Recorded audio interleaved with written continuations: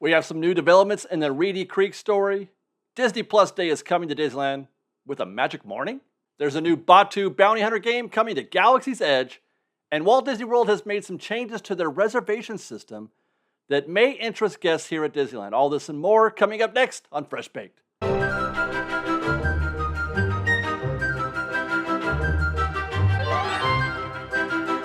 Hi guys, David here with Fresh Baked, and we got a few interesting stories that I wanted to share with you. And we're going to start with one of my favorite topics to talk about, Reedy Creek. Now, before I continue though, let me give everybody some cliff notes on the Reedy Creek situation. It's an agreement between the Florida government and the Disney company whereby Disney is essentially running their own town. Disney acts as its own government. I know it sounds hard to believe, but I am saying the truth here.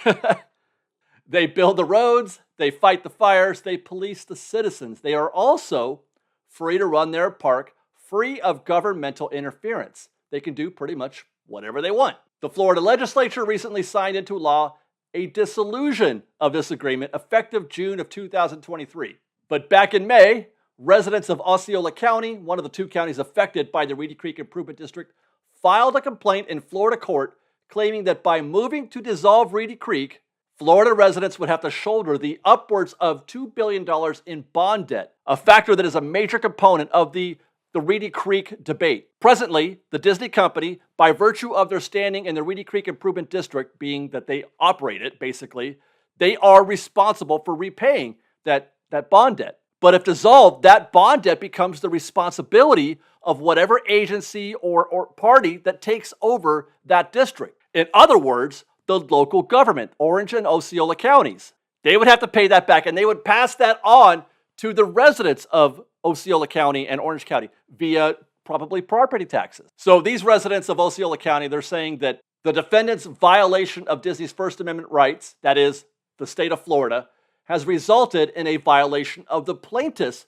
14th Amendment rights. Now, that original suit was dismissed on technical grounds, but was later refiled in the proper court and has remained an active suit today.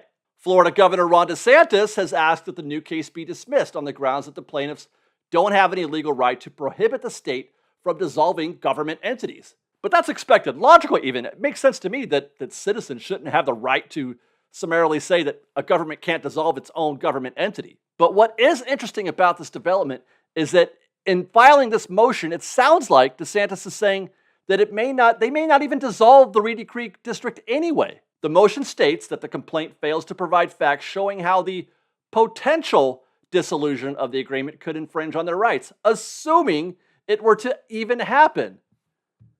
Potential and assuming. This is interesting language considering this was something that was actually signed into law this year. So unless some outside force steps in to stop it, it will in fact become a thing come June 2023. It's going to happen. So why are they hedging here in that language? Also, why fight this case anyway if your intent was to pick up the cost of that bond debt anyway? In our last report, the state's finance chief said as much, that local residents wouldn't have to take on the bond burden and that the state would be responsible for the debt. Except, of course, this is the exact opposite of what DeSantis said before that. He said that Disney was going to pay that $2 billion worth of bond debt. Stay tuned. This story is going to get a lot warmer really soon. I would say by the new year, by January, as we approach this law becoming in effect, this story is going to get very warm and very interesting. In the meantime, let's talk next about Disney Plus Day. They had a similar event last year highlighted by the blue carpet at the park entrance, but that was about the extent of the interest last year anyway. I don't remember the thing at all. I didn't even go that day. I don't remember if that was even a fun thing to attend, Disney Plus Day. But this year, Disney appears to have upped the stakes just a bit. Disney Plus Day is September 8th, and on that day, there will be a few promotional things happening. Hopefully, the blue carpet is back, and I actually thought that looked cool.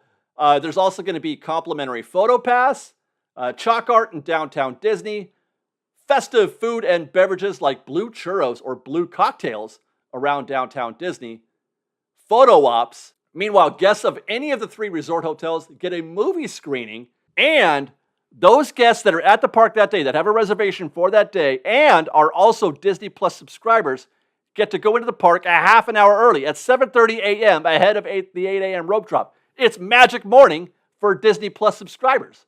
Even better, is an hour for those guests who are Disney Plus subscribers and staying at one of the 3 resort hotels. Now, I don't know about you. I've done Magic Morning one time in my life, and that was just recently. We did a whole video on it.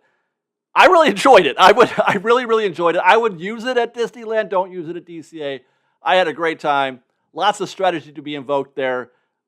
If you are a Disney Plus subscriber, try to get down there on the 8th. We'll be there. I hope I see you guys there as well. Let's talk next about the Play Disney Parks app. Well, if only to say that I haven't looked at that thing. I haven't even opened it in years. It's been years. Shortly after it first became a thing, I messed around with it a little bit at Peter Pan. I think I did the pirate thing, a little bit in Galaxy's Edge, but I have not hardly touched the Play Disney Parks app. But there is something new coming along those same lines, the Batu Bounty Hunters Guild game. And that's coming to Galaxy's Edge soon. At least I assume it is, based on the scuttlebutt that these walls up in Galaxy's Edge are there for the installation of one of the game's interfaces. If you're wondering what I'm talking about, the Bounty Hunter Build game is an interactive, app-based game that has guests using their magic bands to help them find bounties hiding throughout the land. And yes, I did say magic bands, and that is the reason why it's being mentioned in this video right now. I mean, the game does look more interesting than anything we've ever seen them do on the Play Disney Parks app. So we'll be checking that out at least. But the real story here is that this is a form of confirmation that the magic bands are coming to Disneyland very soon. The previous word that we had from Disney was just a small little blurb, I want to say like a month ago, where they said that, that the magic bands were coming to Disneyland by the end of the year, but nothing more specific. Now, I'm not sure how long it's going to take for them to install the Bounty Hunters Guild game, but they certainly couldn't start it. They couldn't put that game into action until we have the magic band. So the fact that we've got, progress happening on a game that depends on magic band suggests that those two things are going to collide here pretty soon. My expectation is that we're going to hear something at D23. In fact, that even would be a pretty good marketing opportunity to announce it at D23, to even launch it at D23. Everybody shows up to the parks panel or something like that, and they said, hey, by the way, magic bands for everybody. You get a magic band. You get a magic band. Run over to Disneyland and enjoy them right away. That would be kind of fun. I don't think it's going to happen, though, because D23 is a few weeks away. They're not ready, but I do think that it's going to happen sooner rather than later. Meanwhile, speaking of things happening at Walt Disney World, i.e. magic bands and bounty hunting, Disney just announced some changes to their reservation system at Walt Disney World that has piqued the interest of quite a few people over here on the left coast. There were a few changes referenced. I'm not going to get into the whole story. There's one, though, that I found very interesting. They're going to allow guests to change a reservation from one park to another, from one day to another. Before, assuming you had used all of your allotted reservations, which, by the way, if you're not, you should. But if you wanted to change your reservation, let's say from Saturday to Sunday, you had to cancel the Saturday and then cross your fingers and hope that that Sunday reservation that you had your eye on doesn't get scooped up before you're able to get in there and get it yourself. And by the way, they do get scooped up sometimes. The new system would allow guests to pick a reservation that has already been booked and confirmed and just change it. You would just change the date from one date to another, assuming it's open, obviously, thus removing that 30 seconds of anxiety. It's an awesome change. I really like it. And it has a lot of people wondering if they're going to do something like that here at Disneyland. Unfortunately, just my own personal observations, no, I don't think so, at least not in the short term. For a lot of reasons, one of which would be probably that Disney wants to take a wait-and-see approach to see how well it works at Walt Disney World before implementing it elsewhere, like at Disneyland or even at Disneyland Paris. And it should also be considered that things are just plain different at Walt Disney World versus here at Disneyland for a lot of reasons. But one of those main reasons is the reservation process.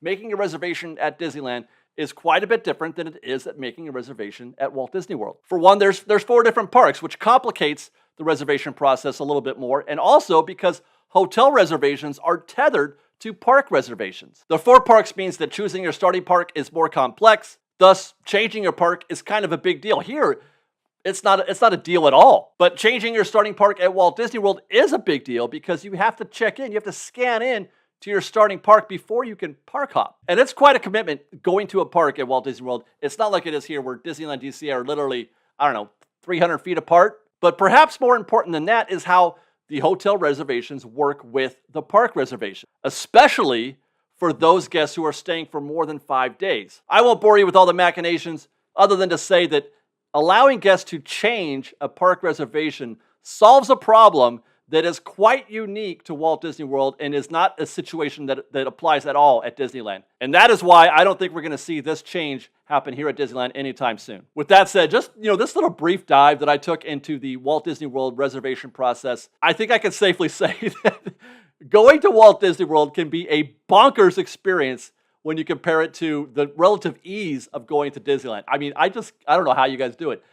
If there are any Florida regulars out there, I'd love to hear from you. I'd love to hear your thoughts on this. If you feel like this is helping your situation, or is it maybe making it more complex? Because that is something that Disney is very good at these days, is making things more complex. I would like to hear from you guys on that. And with that, I've got one more interesting story to share, and that is the saga of the California Angels. That's what I call them in my world. The saga of the Angels and Angels Stadium. It wasn't long ago that the Angels and the city of Anaheim were on the verge of a major update to the Anaheim Stadium, the entire community that revolves around that stadium.